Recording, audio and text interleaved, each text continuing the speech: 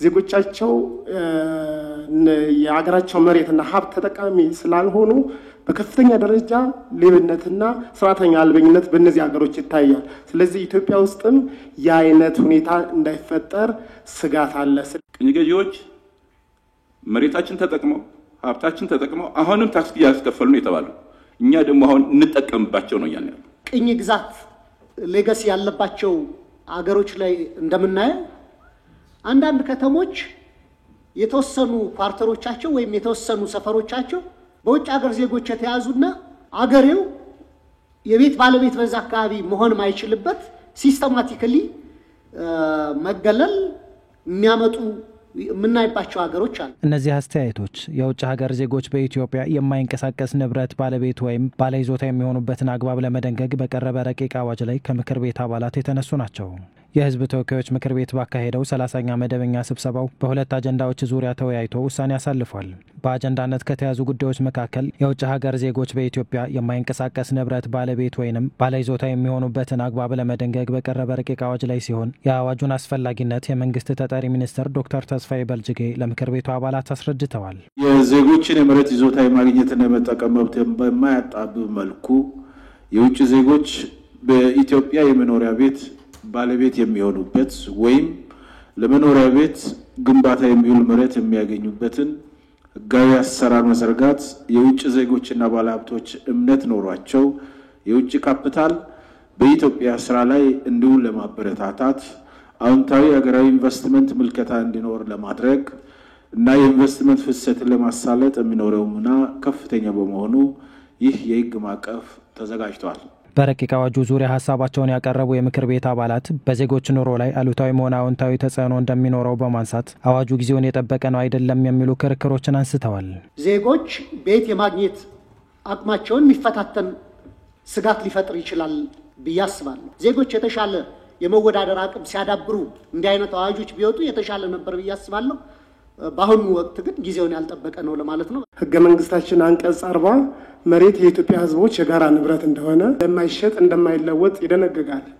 አሁን ደግሞ እያልን ያለነው መሬት የውጭ ባለ ሀብቶችም የውጭ ዜጎችም ነው እያልነው አንደኛ፣ ሁለተኛ የጋራ ንብረት ሳይሆን የግለሰቦችም ነው እያልነው፣ ሶስተኛ ደግሞ መሸጥ መለወጥም እንደሚችል እየደነገገ ስለሆነ በእነዚህ ሶስት ሁኔታዎች ምክንያት ህገ መንግስታችን ጋር የሚጣረስ አዋጅ እያወጣን እንዳይሆን ሰጋለሁ። ይሄ ረቂቅ አዋጅ ለኢትዮጵያ በጣም አስፈላጊ ነው በአሁኑ ጊዜ እና አዋጁ ጊዜውን የጠበቀ እና ጠቃሚ ነው።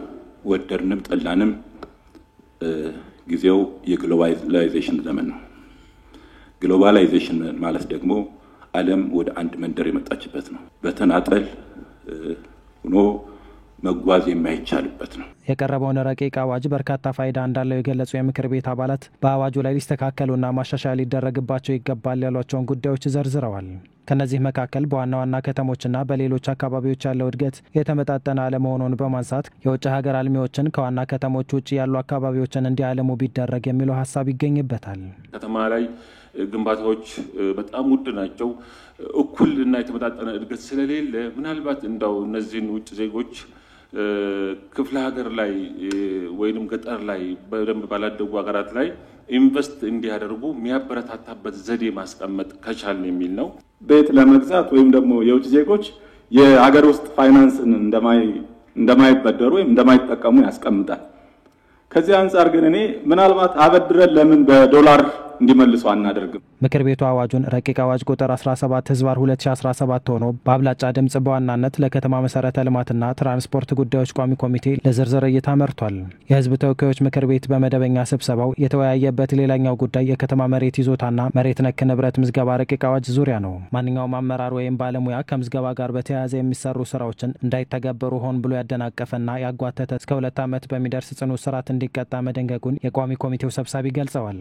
ማንኛውም አመራር ወይም ባለሙያ ከሚመለከታቸው አካላት ጋር በቅንጅት የሚሰሩ ስራዎችን እንዳይተገበር ሆን ብሎ ያደናቀፈና ያጓተተ በአጠቃላይ የተጣለበትን ኃላፊነት ያልተወጣ ከ6 ወር እስከ 2 ዓመት የሚደርስ ጽኑ እስራትና ከብር 5000 እስከ ብር 20 ሺህ በሚደርስ የገንዘብ መቀጮ ይቀጣል። የምክር ቤቱ አባላት በአዋጁ ዙሪያ ሀሳባቸውን ያነሱ ሲሆን በአዋጁ ላይ ከተሞችንና ክልሎችን ለመግለጽ የተቀመጡ ሀሳቦችና በርካታ ኮድ ያላቸው ቤቶች የተመለከተው ጉዳይ ይገኝበታል። ቁራሽ መሬቶችን ኮድ ከሰጠን በኋላ መርጅ ተደርጎ ትላልቅ ህንጻዎች ሊሰሩ ይችላሉ። ለአንድ ሰው ሊሰጥ ይችላል 3-4 ኮድ ያለው። ከዛ በኋላ እንዴት ነው የሚሆነው? በሶስቱ ኮድ ነው የሚጠራው ወይም በሁለቱ ኮድ ነው የሚጠራው?